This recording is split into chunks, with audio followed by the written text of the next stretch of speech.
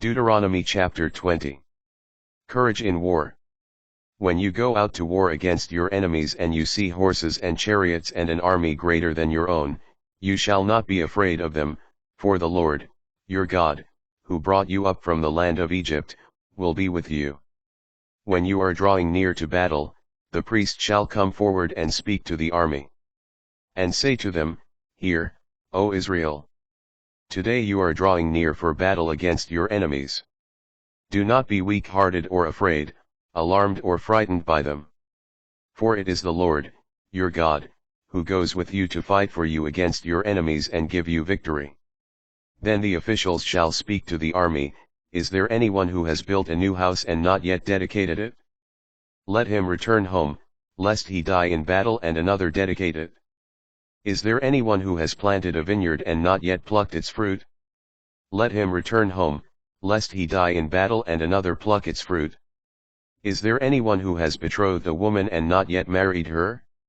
Let him return home, lest he die in battle and another marry her. The officials shall continue to speak to the army, Is there anyone who is afraid and weak-hearted? Let him return home, or else he might make the hearts of his fellows melt as his does. When the officials have finished speaking to the army, military commanders shall be appointed over them. Cities of the enemy. When you draw near a city to attack it, offer it terms of peace. If it agrees to your terms of peace and lets you in, all the people to be found in it shall serve you in forced labor. But if it refuses to make peace with you and instead joins battle with you, lay siege to it. And when the Lord, your God, delivers it into your power, put every male in it to the sword.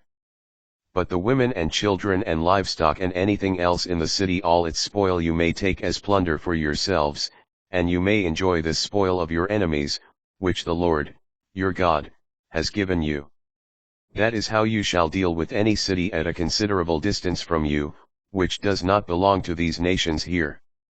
But in the cities of these peoples that the Lord, your God, is giving you as a heritage, you shall not leave a single soul alive. You must put them all under the ban: the Hittites, Amorites, Canaanites, Perizzites, Hivites, and Jebusites, just as the Lord, your God, has commanded you.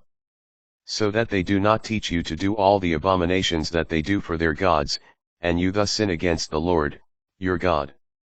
Trees of a besieged city.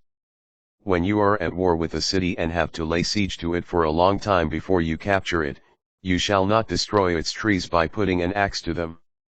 You may eat of them, but you must not cut them down. Are the trees of the field human beings, that they should be included in your siege? However, those trees which you know are not fruit trees you may destroy. You may cut them down to build siege works against the city that is waging war with you, until it falls.